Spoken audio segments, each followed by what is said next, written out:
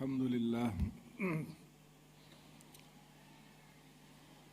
segala puji kita panjatkan kehadirat Allah yang Maha Rahman, Maha Rahim, Maha menentukan, Maha mengangkat, dan Maha merendahkan, Maha membuka, dan Maha menutup. Salawat dan salam kita haturkan kehadirat junjungan, kecintaan, harapan, penyelamat, penuntun kita Sayyidina Muhammad. Mudah-mudahan dengan berkah majelis ini yang di dalamnya kita tidak menginginkan kecuali Allah dan Rasulnya, kita tidak bertujuan kecuali Allah dan Rasulnya, kita tidak punya maksud selain Allah dan Rasulnya, akan menjadikan berkah daripada majlis dan apa yang kita baca pada malam hari ini untuk menentukan takdirnya Allah, agar kita diangkat, kita didekatkan, kita diberkahi, kita dimudahkan, kita dibahagiakan, kita disehatkan, kita diberi kelembutan dari kelembutannya Allah dalam urusan dunia dan akhirat berkat Nabi Muhammad sallallahu alaihi wasallam. Dan kalau kita harus menutup usia, maka Allah akan ridha kepada kita dan Nabi Muhammad akan menjemput kita, serta Nabi Muhammad kita berharap semuanya untuk hadir dalam sakaratul maut kita dan menjadi insya Allah orang yang akan meletakkan jasad kita ke dalam kubur kita, sebagaimana disebutkan oleh Imam As-Suyuti dan diteruskan oleh Syekh Yusuf An-Nabhani dalam kitabnya, bahwa barang siapa yang istiqamah membaca Allahumma salli wa sallim ala Sayyidina Muhammad An-Nabiyil Ummi Al-Habibil Alil Qadri Al-Azimil Jahi wa ala alihi wa sahbihi wa sallim, selain 7 kali sebelum tidur, selain bahwa dia saat tidur akan ditulis beribadah oleh Allah sepanjang malam, pada saat sakaratul maut Nabi Muhammad yang akan hadir.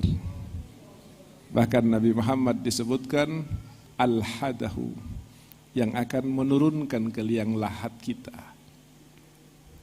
Jika seandainya ini yang terjadi kepada kita dari keberkahan, rahmat, ridha Allah Subhanahu wa taala, sampai ketika kita akan wafat, kita akan mendapatkan penghormatan dan penghargaan tertinggi untuk kita dari Nabi Muhammad sallallahu alaihi wasallam, maka selesailah urusan kita. Bahagialah kita. Selamatlah kita. Dan alhamdulillah atas nikmat Nabi Muhammad sallallahu alaihi wasallam, yang berkah Nabi Muhammad kita menjadi kenal, kita menjadi dekat, kita menjadi baik, dan kita menjadi orang-orang yang akan diridhai oleh Allah Subhanahu wa taala. Pendekatan kepada Allah dan Rasulnya tidak bisa kecuali lewat pintunya Rasulullah sallallahu alaihi wasallam. Di dalam hadisnya Rasul jelas dan tegas mengatakan, wahai umatku, inni tarikun fikumuz tsaqalain ma in tamassaktum bihima lan tadillu ba'di. Wahai umatku, aku akan meninggalkan kepada kalian 2 pusaka, 2 hal penting, 2 hal yang menentukan keselamatan kalian di dunia dan akhirat. Dan kalau kalian berpegang kepada kedua pusaka ini, maka kalian tidak akan sesat selama-lamanya, khususnya setelah aku meninggal, kata Nabi Muhammad. Karena pada saat hidupnya Nabi Muhammad yang menghandle langsung terhadap umatnya. Tetapi setelah wafatnya Nabi Muhammad, wahyu sudah terputus, hadis tidak lagi bisa disampaikan, maka disitulah mulai kesesatan yang nyata atas dasar kesesatan, maupun kesesatan yang nyata yang dibungkus dengan dasar agama. Sehingga Nabi Muhammad memperingatkan, dan Nabi Muhammad tahu ini akan terjadi kepada sebagian umatnya, bahkan sebagian besar umatnya. Sehingga ada dua hal yang dititipkan oleh Nabi Muhammad kepada kita. Pertama, kitabullah, Al-Quranul Karim. Peganglah Al-Quranul Karim. Memegang Al-Quranul Karim dengan tahapan-tahapan sebagai berikut. Pertama, membacanya setiap hari. Seseorang akan lemah imannya, akan kendur semangat ibadahnya, akan memiliki jarak dengan Tuhannya, Allah Subhanahu wa ta'ala, apabila ada satu hari dia tidak memegang Al-Quranul Karim untuk membacanya dengan bacaan yang baik. Bahkan dikatakan walaupun satu lembar, jangan pernah ditinggalkan. Walaupun satu lembar itu hanya untuk diperuntukkan anak-anak yang belum balik. Tapi mereka yang usianya sudah 15 tahun, 20 tahun, 25 tahun, 30, 40, 50, akankah dia menjadi seperti anak yang belum balik? Sementara keinginan duniawinya sangat tinggi, syahwatnya sangat tinggi, angan-angannya sangat panjang. Semuanya urusan dunia yang kemudian akan dia tinggalkan begitu saja. Tidak satu benang pun akan dia bawa kecuali kain kafan yang akan hancur beberapa saat. Tetapi saat urusan berkaitan dengan akhirat, dengan keselamatannya di alam keabadian, dengan kenikmatannya, maka kemudian dia harus berhitung, satu lembar terlalu banyak, satu juz apalagi. Padahal kalau kita mau membaca Al-Quran dengan tadabbur sekalipun tidak sampai 1 jam dari 24 jam yang diberikan oleh Allah kepada kita, dan disitulah Allah akan menurunkan rahmatnya, Allah akan menurunkan cahaya ke dalam hati kita, Allah akan membuka pintu-pintu kebaikan di dalam hati kita, Allah akan mencerahkan pemikiran kita, karena kita setiap hari tersinari oleh kitabullah atau Al-Quranul Karim. Itu tahapan paling ringan, paling dasar terhadap keterkaitan kita dengan Al-Quran, seperti yang diperintahkan oleh Nabi Muhammad dalam hadisnya, ma in tamassaktum bihi ma lan tadillu ba'di. Selanjutnya apa? Al-Quranul Karim bukan bacaan saja. Al-Quranul Karim bukan sesuatu yang hanya diperdengarkan, diperbagus suaranya, walaupun hanya dengan membaca Quran, al-muta'abbadu bitilawatih, kita mendapat pahala. Khusyuk atau tidak khusyuk, kita akan mendapat pahala dengan membaca Al-Quran. Tetapi seringkali di dalam Al-Quran Allah Subhanahu wa ta'ala tidak menyebutkan pembacaan Al-Quran dengan kalimat qiraah, tetapi dengan kalimat yatlu. Apa yatlu itu? Apa bedanya qiraah dengan tilawah? Al-qiraah, asal baca, itu namanya qiraah. Baik atau benar, sesuai tajwidnya atau tidak, itu namanya qiraah. Innal ladzina yatluna kitaballah, alladzina yatluna kitaballah. Di dalam Al-Quran banyak sekali disebutkan dengan kalimat yatlu. Yatlu itu apa bedanya dengan qiraah? Kalau yatlu, membaca dengan baik, membaca dengan tajwid, memperbagus suaranya, merenungkan setiap kata, setiap ayat yang terkandung di dalamnya dan keinginan Allah terhadap kita. Itu bedanya qiraah dengan tilawah. Yang ketiga, sebagaimana Al-Quran ini bukan hanya dibaca, tetapi Quran ini adalah pedoman. Allah Subhanahu wa ta'ala dalam surat Taha mengatakan apa? Taha, ma anzalna alaikal Qur'ana litashqa. Ingat, tiadalah kami turunkan Al-Quran ini untuk membuat kamu celaka. Nah, untuk membuat kamu sengsara, tidak. Untuk membuat kamu repot, tidak. Untuk membuat kamu susah, tidak. Quran ini isinya pengingat, illa tadhkiratan liman yakhsha. Ini mengingatkan kepada kita bahwa dalam kehidupan ini rambu-rambunya adalah Quran. Ketika kita sudah mulai malas diingatkan, ketika kita sudah mulai kendor dikencangkan, ketika kita sudah mulai maksiat ditarik lagi kepada taat, ketika kita sudah mulai lebih condong kepada syaitan, Allah angkat lagi, Allah tarik lagi kita. Ini fungsinya Al-Quran. Sehingga generasi Islam adalah generasi Al-Quran. Semakin banyak orang yang faham dan mengamalkan Al-Quran, maka akan semakin baik keislaman umat yang mengaku dirinya sebagai umat Nabi Muhammad SAW.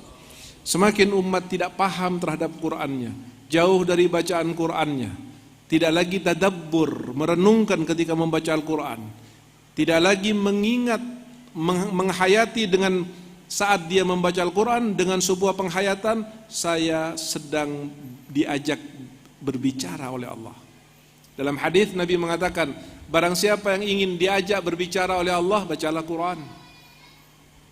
Barang siapa yang ingin berbicara kepada Allah, salatlah dia. Orang ketika salat, Allahu Akbar, apa yang kita katakan? Wajjahtu wajhi lilladzi kita bicara dengan Allah itu.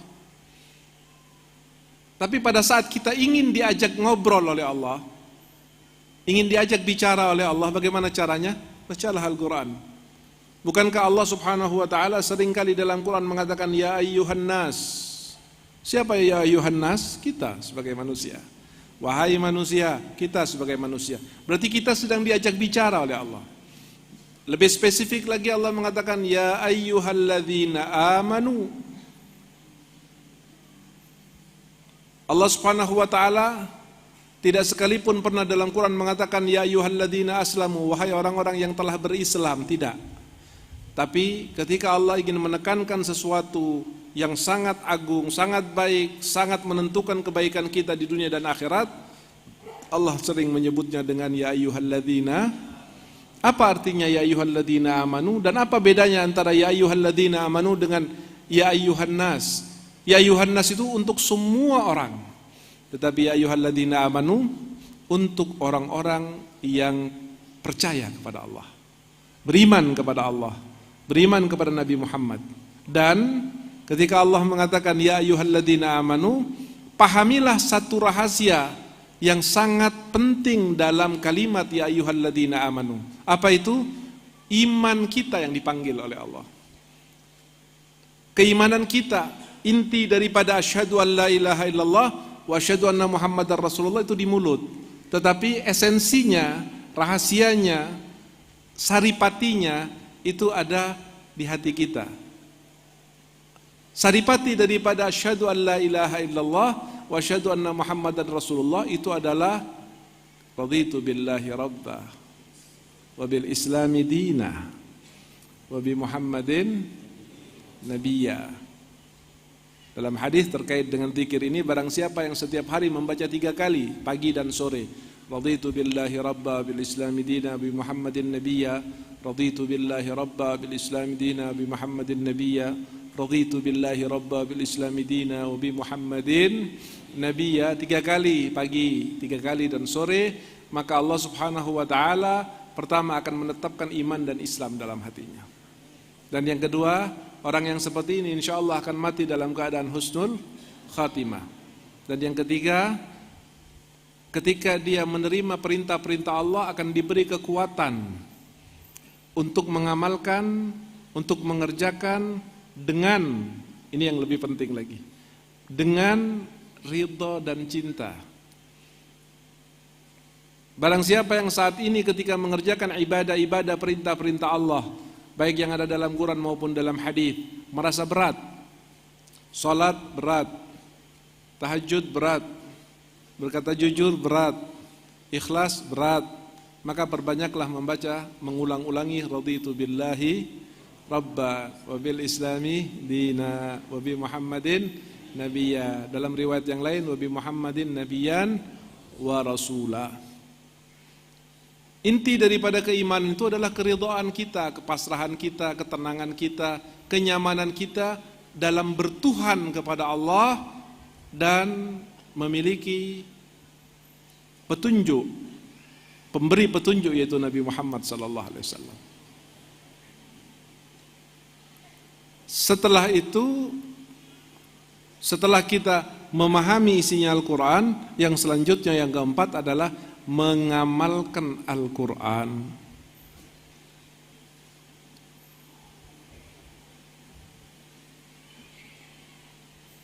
Manfaat daripada membaca akan mengantarkan kita kepada tadabbur. Manfaat tadabbur akan mengantarkan kita kepada faham. Manfaat faham akan mengantarkan kita kepada amal. Mengamalkan Al-Quran. Misalnya, ketika kita membaca Innallaha wa malaikatahu yusalluna 'alan nabi. Firman Allah, sesungguhnya, artinya dengan kesungguhan, Allah dan malaikatnya sungguh-sungguh membaca salawat kepada Nabi Muhammad. Kita renungkan ini. Allah, Nabi dan malaikat kalau baca salawat nggak pernah main-main, tidak pernah telat, tidak pernah malas, tidak pernah ghaflah hatinya, tidak pernah lalai hatinya. Kenapa? Karena bersungguh-sungguh di dalam bersalawat. Siapa yang mengatakan? Allah memberitahu kepada kita. Allah yang menegaskan dalam Qur'annya dengan mengatakan Innallaha, sesungguhnya. Faham kata sesungguhnya? Sungguh-sungguh dan tidak main-main, tidak malas-malesan. Kenapa? Ketika Allah menyebutkan sesuatu dalam Quran dengan takkid, dengan inna, maka itu pasti sesuatu yang penting. Kita sadar atau tidak, kita tahu atau tidak, makanya diberitahu oleh Allah dengan kata inna, maka siap-siaplah kalian untuk lebih serius. Apa inna itu? Banyak. Intinya semua yang pakai inna sesungguhnya itu betul-betul penting karena Allah bersungguh-sungguh. Innas salata kanat 'alal mu'minina kitaban mawquta. Innal ladzina amanu wa 'amilus salihati lahum jannatun. Setiap kata ada kata inna atau sesungguhnya, Allah bersungguh-sungguh. Kalau kita tadabburi Al-Quran, kita renungkan Quran, pada saat kita membaca ayat inna, sesungguhnya Allah dan malaikatnya bersalawat kepada Nabi Muhammad. Ya Allah, alangkah agungnya Nabi Muhammad, alangkah mulianya Nabi Muhammad, sampai Allah dan malaikatnya bersalawat kepada Nabi Muhammad. Allah yang maha suci, malaikat yang disucikan oleh Allah dan tidak pernah melakukan dosa. Ibadun mukramun la ya'sunallaha ma amarahum wa yaf'aluna ma yu'marun. Bersalawat dengan sungguh-sungguh kepada Nabi Muhammad. Lalu kita manusia yang butuh pada Nabi, ingin dapat syafaat Nabi, ingin ditolong oleh Nabi, ingin bahagia dengan tuntunan Nabi, ketika membaca salawat akan main-main, ketika membaca salawat akan berat. Lalu siapa kita dan siapa Nabi Muhammad? Selanjutnya siapa kita dan siapa Allah dan para malaikatnya? Ketika orang-orang suci, makhluk suci, zat yang suci, saat membaca salawat dia bersungguh-sungguh, lalu kita main-main, siapa kita? Apa yang akan kita dapati? Bagaimana nasib kita di dunia dan di akhirat? Ketika sesuatu yang Allah anggap penting kita jadikan permainan, sesuatu yang Allah anggap besar kita kecilkan. Maka kemudian apa kata Allah? Ya ayyuhalladzina amanu, ya ayyuhalladzina amanu, ya ayyuhalladzina amanu. Yang dipanggil oleh Allah adalah iman kita.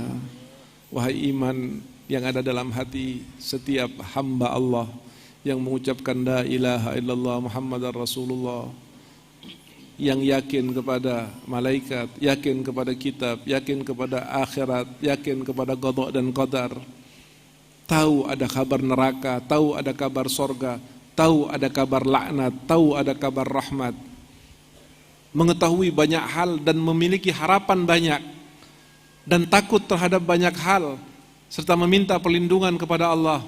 Allah mengatakan sallu alaihi wa sallimu taslima. Bersolawatlah kalian kepada Nabi Muhammad. Bersolawatlah. Kita tidak diminta oleh Allah seperti para sahabat yang agung dan mulia. Kalau sahabat itu apa? Dimintanya, jaga Nabi Muhammad dengan nyawamu. Jaga Nabi Muhammad dengan harta dan keluargamu. Berperanglah dengan Nabi Muhammad, berangkatlah dengan Muhammad, berperanglah dengannya. Korbankan nyawamu. Ketika kamu berangkat belum tentu kamu bisa balik lagi. Saat kamu melangkah keluar dari rumahmu bersama dengan Nabi Muhammad, bisa jadi dalam hitungan hari atau dalam hitungan minggu anakmu akan menjadi yatim dan istrimu akan menjadi janda. Kita ini alhamdulillah diberi kemudahan, kemuliaan tanpa harus bersusah payah, tanpa harus mengorbankan banyak hal termasuk nyawa kita. Semua sudah ditanggung oleh Nabi dan sahabatnya dan para tabi'in serta para salafus saleh. Kita sekarang ini diberi kemudahan yang semudah-mudahnya, diberi kenikmatan senikmat-nikmatnya. Kita tidak pernah disuruh menanam, menyiram, mencangkul, membajak sawah, menanam benih. Kita ibarat orang yang saat dipanggil, di meja makan sudah tersiapkan semuanya. Tinggal ngambil, makan, kenyang, sehat. Itu kondisi kita sekarang ini. Alhamdulillah atas perjuangan mereka. Lalu dipanggil untuk makan saja kita tidak mau. Dipanggil untuk minum saja kita beralasan. Bagaimana kita akan sehat? Bagaimana kita akan kuat? Bagaimana kita akan bisa melakukan pekerjaan yang besar? Hanya untuk makan saja tidak mau. Sementara yang dari mulai membajak, menanam, menyiram sudah dilakukan oleh orang-orang sebelum kita dari zaman Nabi Muhammad dan seterusnya. Kita orang yang sudah dimuliakan dengan Nabi Muhammad SAW. Maka tugas kita sekarang hanya sangat ringan saja. Sahabat radhiyallahu taala anhum ketika membaca Al-Quran, dia harus kehilangan nyawa. Dengan membaca satu lembar Quran kadang-kadang harus disiksa sampai berdarah-darah. Sementara kita, kalau baca Quran banyak orang memuji, mengatakan Masya Allah orang saleh dia baca Quran. Kalau kita baca Al-Quran, rahmat sudah pasti diturunkan oleh Allah kepada kita. Kalau kita baca Quran, cahaya akan diturunkan Allah kepada kita. Dan Allah subhanahu wa ta'ala tidak memaksa kita untuk mengerjakan yang ada di dalam Quran kecuali sesuai dengan kemampuan kita. Maka itu di dalam Quran ada dua kata takwa yang kemudian menjadi sebagian ulama berikhtilaf, ulama sahabat berikhtilaf. Tetapi Bahrul Ilm Sayyidina Abdullah bin Abbas tetap mengatakan tidak mansuh ayat takwa pertama dengan ayat takwa yang kedua. Apa ayat takwa yang pertama? Ya ayyuhalladzina amanu taqullaha haqqa tuqatih. Wahai orang-orang yang beriman, bertakwalah kamu kepada Allah dengan sebenar-benarnya takwa, dengan setinggi-tingginya takwa. Dan yang kedua, ayat yang kedua Allah mengatakan ya ayyuhalladzina amanu ittaqullaha mastata'tum. Takwalah kamu kepada Allah semampu kamu. Ada yang mengatakan ini mansuh, dihapus ayat yang pertama dengan ayat yang kedua. Sayyidina Abdullah bin Abbas mengatakan tidak. Itu ayat tidak dihapus qiraatan wa hukman, tetapi ayat yang pertama yang sebenar-benarnya takwa itu untuk dalam hal meninggalkan maksiat. Dalam hal meninggalkan maksiat tidak ada toleransi. Saya nggak biasa kalau tidak mabok, saya nggak bisa kalau tidak mabok. Enggak, ada ribuan orang bisa tidak mabok. Saya nggak bisa kalau tidak zina. Kamu nikah sama juga nilainya, sama juga pekerjaannya. Kenapa harus zina? Maka untuk meninggalkan maksiat harus mutlak. Tapi untuk taat, ini rahmatnya Allah kepada kita. Untuk taat, Allah bilang semampu kamu. Contoh, ketika berdiri dalam sholat fardu adalah rukun, maka ketika kamu tidak mampu berdiri, kamu sholatlah duduk. Tidak mampu duduk, sholatlah berbaring. Tidak mampu berbaring, sholatlah seperti yang kamu mampu, walaupun hanya dengan kedipan mata. Diwajibkan dalam rukun Islam kita untuk zakat, tapi saya tidak punya, maka gugur, nggak wajib lagi, mastata'tum. Diwajibkan kepada kita haji, tetapi kami tidak punya uang untuk berangkat haji, maka gugur kewajiban kita pada saat kita tidak mampu, mastata'tum. Datang bulan Ramadan menjadi rukun kita untuk berpuasa, tapi kemudian kita maridan atau ala safarin, kita sakit, kita bepergian dan payah, kita menyusui, kita punya anak, kita hamil dalam kondisi yang berat, kita punya alasan-alasan, kata Allah mastata'tum fa'iddatun min ayyamin ukhar, boleh kamu tidak puasa di bulan Ramadan, tetapi kamu ganti nanti di hari-hari lain di luar Ramadan sampai kamu mampu melakukannya. Tidak ada hal yang berat bagi kita terkecuali karena memang syaitan dan hawa nafsu telah bersarang di hati kita dan hati kita kotor, hati kita berkarat, lalu hati kita mengatakan apa yang tidak semestinya terhadap Allah dan Rasulnya. Yang ringan sebetulnya menjadi berat. Kenapa? Bukan karena perintahnya yang berat, tetapi karena hati kita yang sudah kotor, hati kita yang sudah berkarat, hati kita yang jarang tersentuh oleh nur Al-Quran, hati kita yang jarang dibasuh oleh cahaya salawat kepada Nabi Muhammad SAW. Oleh karena itu, maka langkah pertama kita harus membaca Quran setiap hari. Yang kedua, bacalah Quran, pakailah terjemahan, fahami apa yang dikatakan oleh Allah dalam ayat-ayatnya, lihat terjemahannya seperti apa. Yang ketiga, renungkan, tadabburkan pada saat kamu membaca Quran, kamu sedang berbicara dengan Allah, sedang berkomunikasi dengan Allah. Kadang-kadang kita berbicara dengan guru-guru kita, dengan kiai dan habib kita. Pada saat kita berbicara dengan beliau, maka ada handphone pun kita tidak pedulikan, kita tidak angkat. Handphone bunyi, kita tidak angkat. Ada orang yang memberi syarat, kita tidak lihat. Keingetan sesuatu atau gatal kita biarkan. Kenapa? Kita sedang berhadapan dengan guru. Guru itu siapa? Manusia. Guru itu siapa? Sama dengan kita, hamba-hambanya Allah, makhluknya Allah, ciptaannya Allah. Tapi pada saat kita sedang berbicara dengan pencipta manusia, penentu baik dan buruknya kita, pemberi rizki kita, sedang berdialog dalam Quran, sedang berbicara dengan kita, lalu kita pertama merasa malas untuk berbicara. Ingat, setiap perasaan malas untuk membaca Al-Quran berarti bukan Quran yang tidak ingin dibaca oleh kita, tetapi itu adalah indikasi kita akan dijauhkan dari Allah Subhanahu wa ta'ala. Tadabbur dalam membaca, lalu kemudian setelah memahami apa yang kita baca, berusahalah untuk mengerjakan apa yang diinginkan oleh Allah. Karena seperti yang dikatakan dalam surat Taha tadi, ma anzalna 'alaikal Qur'ana litashqa, jika kamu punya masalah, masalah pribadi, masalah keluarga, masalah mental, masalah spiritual, masalah apapun yang terjadi kepada kamu, itu namanya asyaqa.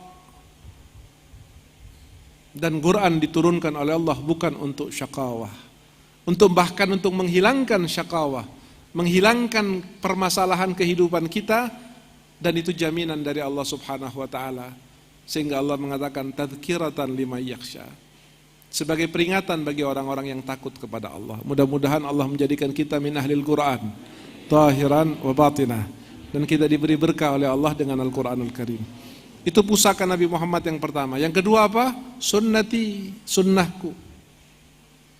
Kalau saat kita dalam kehidupan ini banyak sekali sunnah yang diatur oleh Nabi, dari mulai yang ringan sampai sedang sampai berat. Yang ringan apa?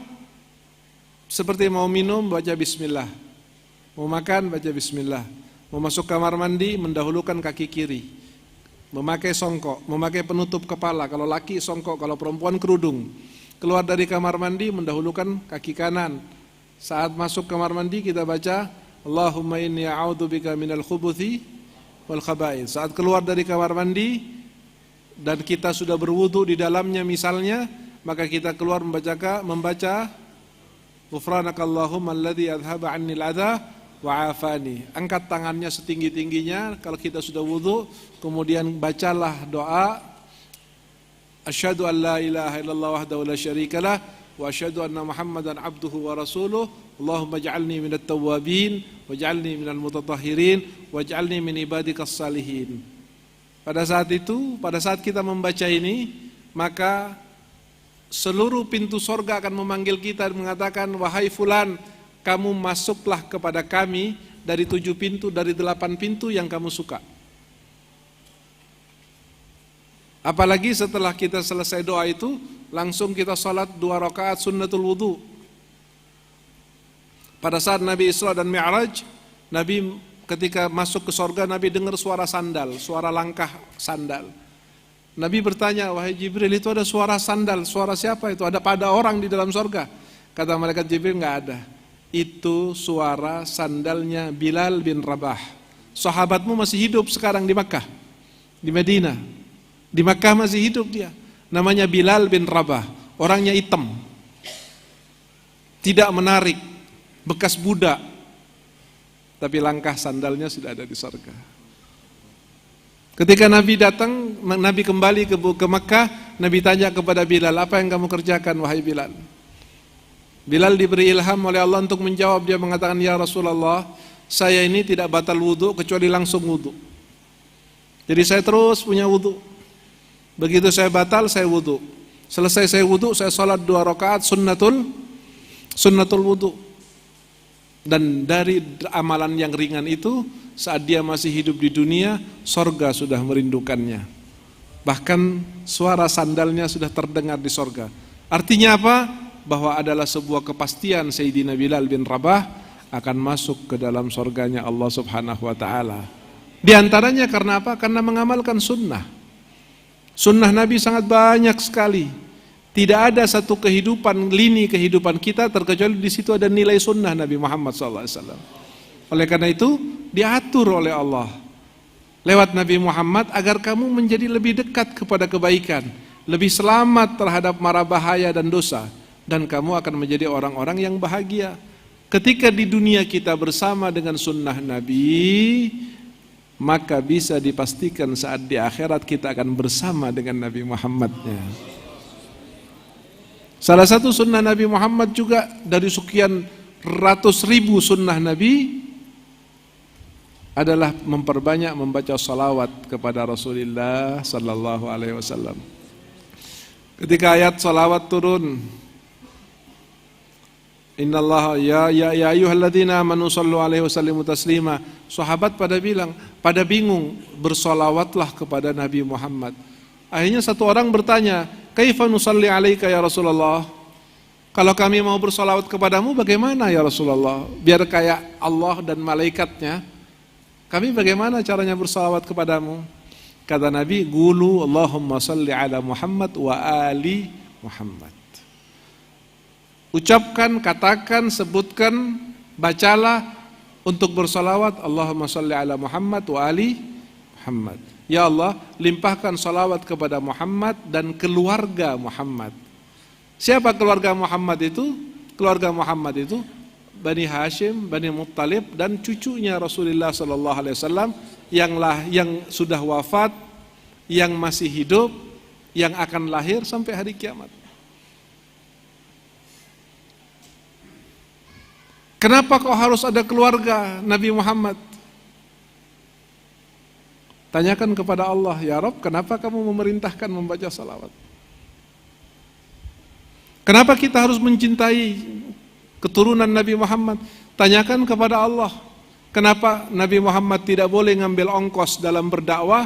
Kalaupun mau ngambil ongkos, satu saja kata Allah, cintai keluarganya, cintai anak cucunya. Itu sebagai ongkosnya kamu masuk Islam. Itu sebagai ongkosnya kamu tahu baca Quran. Itu sebagai ongkosnya kamu bisa sujud kepada Allah. Itu sebagai ongkosnya kamu bisa membaca kitab dan paham agama. Nabi tidak mengharapkan ongkos apapun. Bahkan balasan apapun tidak diharapkan oleh Nabi SAW. Tapi Allah memerintahkan dalam Quran bahkan, qul la as'alukum alaihi ajran illal mawaddata fil qurba. Kalau kemudian ada pertanyaan, kenapa habaib kok harus dicintai? Dia kan manusia biasa, juga sering salah.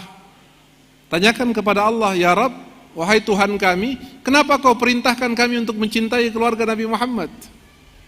Maka iman yang ada di dalam hati kita yang akan menjawab. Sehingga di dalam hadis tsaqalain tadi yang saya sebutkan, inni tarikun fikum tsaqalain ma in tamassaktum bihi ma lan tadillu ba'di kitabullah wa sunnati. Itu ada riwayat.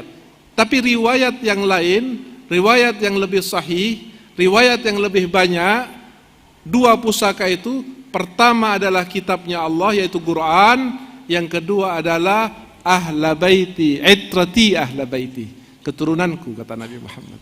Pusaka itu adalah keturunanku. Kamu tidak akan tersesat selamanya. Kalau kamu mendekat, kamu mengikuti, kamu mencintai, kamu menjalankan amanat-amanatnya. Tapi kan ada habaib yang tidak ini, ya betul. Oleh karena itu Allah tidak menyebutkan habaib dulu, tidak menyebutkan itrah dulu, tapi Allah menyebutkan kitab Allah, kitabnya Allah, Al-Quran. Apa artinya? Artinya yang namanya sayyid, yang namanya habaib, yang namanya sunnah, yang namanya itrah, itu terikat dengan Quran. Selama dia sama dengan Quran, kamu ikuti dia, maka kamu tidak akan sesat. Tetapi kalau dia sudah menyimpang secara akidah daripada Quran, secara kelakuan daripada Quran, maka kamu ikuti dia, ya sama, kamu akan sesat. Ya berarti salah dong Quran hadisnya? Tidak. Pemahaman kita yang salah. Apakah kemudian kita tidak boleh juga mencintai? Tidak. Mencintai itu wajib. Mau dia sesat atau tidak sesat. Kenapa? Karena mencintai keluarga Nabi Muhammad SAW bukan amrun aridi, tapi amrun dati. Mencintai keluarga Nabi Muhammad bukan karena dia itu alim, bukan karena dia itu ganteng, bukan karena dia itu pemurah, bukan karena dia itu wali atau keramat, bukan. Mencintai keluarga Nabi Muhammad yang harus difahami oleh umat Islam karena di dalam badannya mengalir darah Rasulullah SAW. Karena dia adalah cucunya Nabi, itu saja. Apa manfaatnya? Ada banyak hadis yang tertulis di dalam khazanah hadis. Cuman saya ingin menyebutkan satu hadis yang mengatakan walau anna rajulan safana bainar rukni wal maqam fa shalla wa sham thumma mata wa laqiya Allah wa huwa mubghidun li ahli baiti adkhalahu Allahun nar. Kata Rasul, andai ada seorang hamba Allah yang hidupnya sepanjang masa berada di hadapan Ka'bah antara rukun dan makam Ibrahim, hidupnya di situ, itu tempat paling mustajab, tempat paling mulia di sekitar Ka'bah, bainar rukni wal maqam. Kerjaannya apa? Shalla wa qam. Dalam riwayat shalla wa sham, qama wa sham.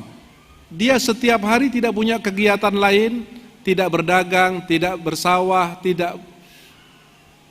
Kerjaannya hanya satu. Kalau pagi dia puasa, kalau siang hari dia puasa, kalau malam hari dia ibadah. Setiap hari seperti itu. Di mana? Di depan Ka'bah. Sepanjang hidup, seumur hidup melakukan pekerjaan yang mulia dan agung tersebut. Kemudian dia wafat. Kira-kira surga apa neraka? Surga apa neraka? Surga.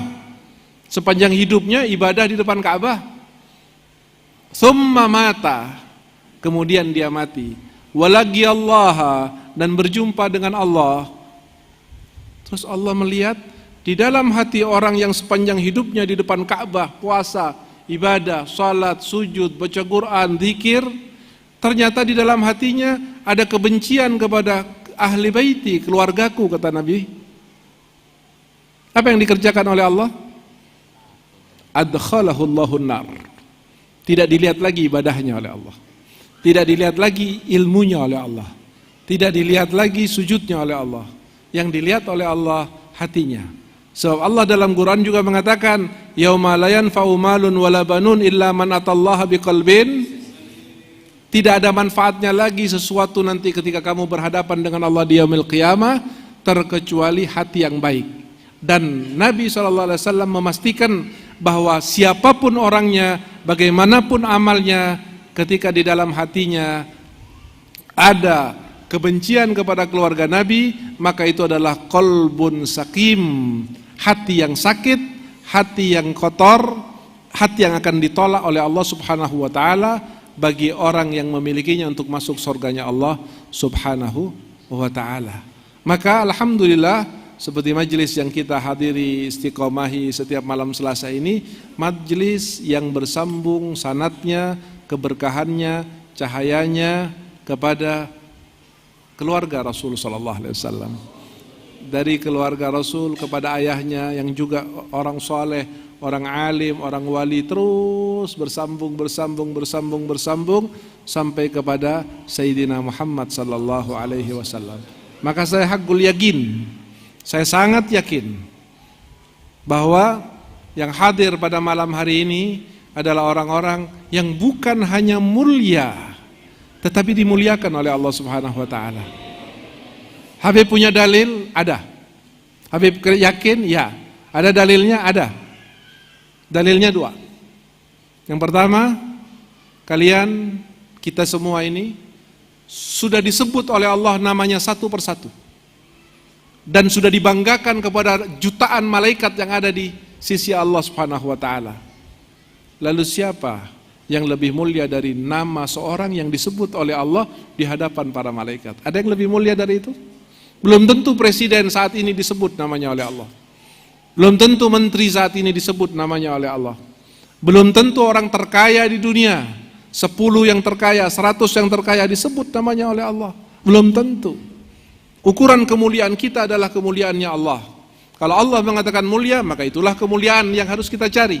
Walaupun orang lain menganggap itu suatu hal yang sia-sia, buat ente, buat kami yang dianggap mulia oleh Allah, itulah kemuliaan. Yang tidak dianggap mulia oleh Allah, bahkan dianggap hina, bagi kami itulah kehinaan. Dan itu adalah prinsip keimanan kami. Pertama, nama kita disebut oleh Allah Subhanahu wa taala. Yang kedua nama kita disebut oleh Nabi Muhammad sallallahu alaihi wasallam. Anda tahu pada saat Anda membaca Maulid tadi,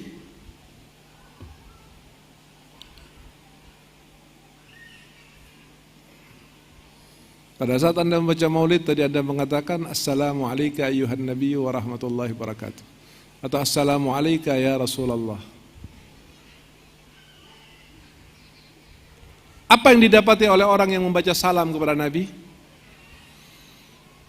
Dalam hadis Nabi mengatakan, "Ma min ahadin yusallimu alayya illa raddallahu alayya ruhi hatta rudda alaihi salam."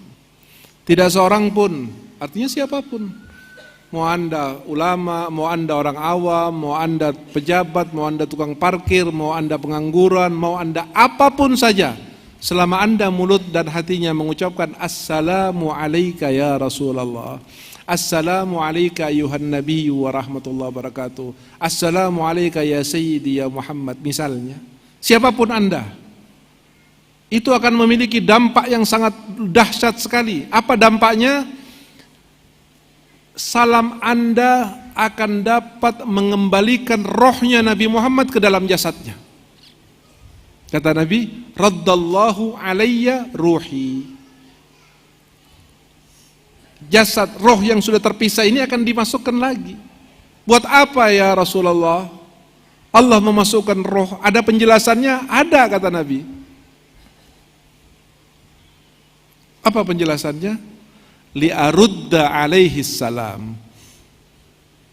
Allah berkepentingan memasukkan, mengembalikan rohnya Nabi Muhammad ke dalam jasadnya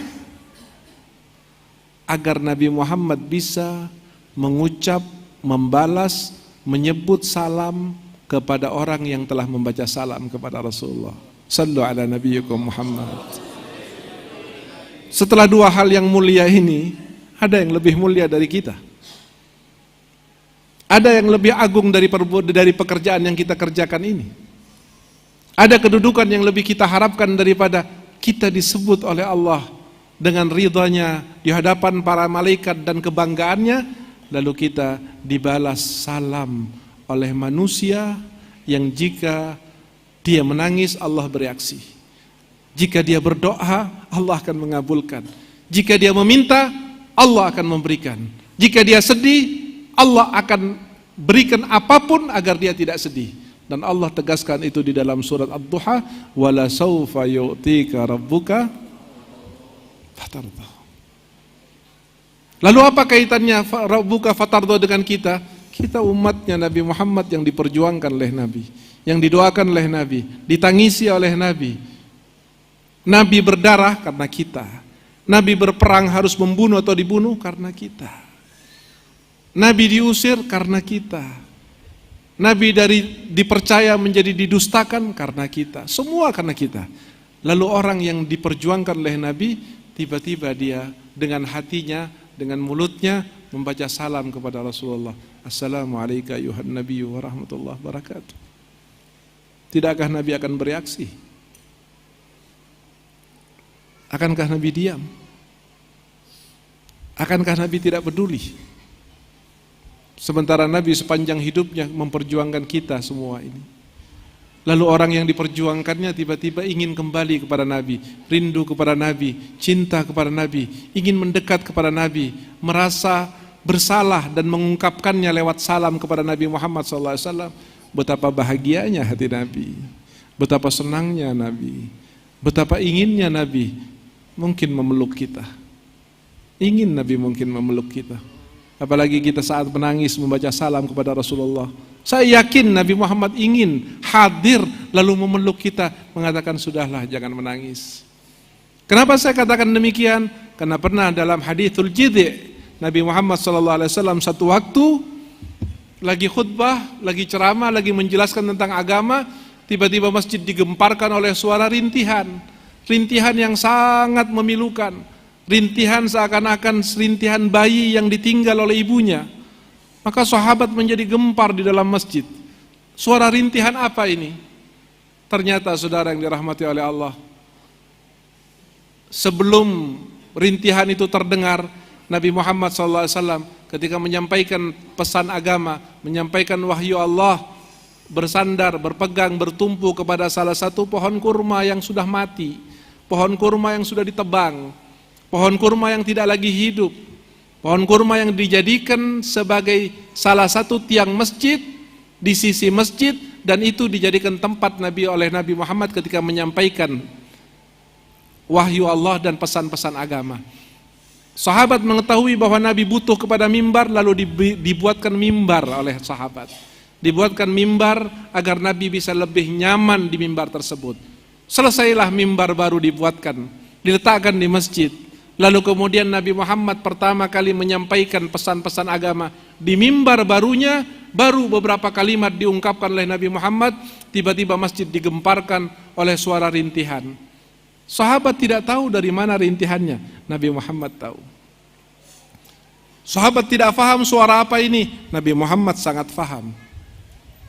Berhenti Nabi Muhammad dari khutbahnya, turun dari mimbarnya, menuju ke satu arah di masjid, lalu Nabi Muhammad mendekati satu pohon kurma yang sudah kering.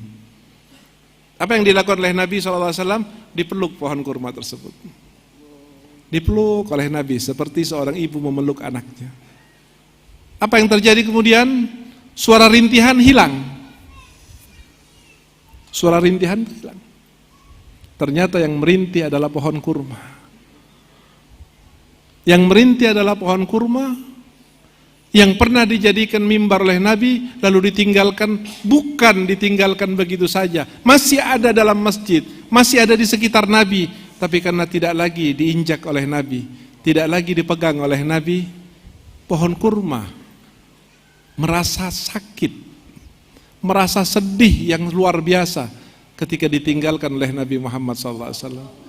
Padahal pohon kurma itu bukan pohon yang diperjuangkan oleh Nabi, bukan turun ayat Quran karena pohon kurma tersebut, bukan yang menjadi tangisan Nabi setiap malam, ya Allah ampunilah pohon kurma, tidak.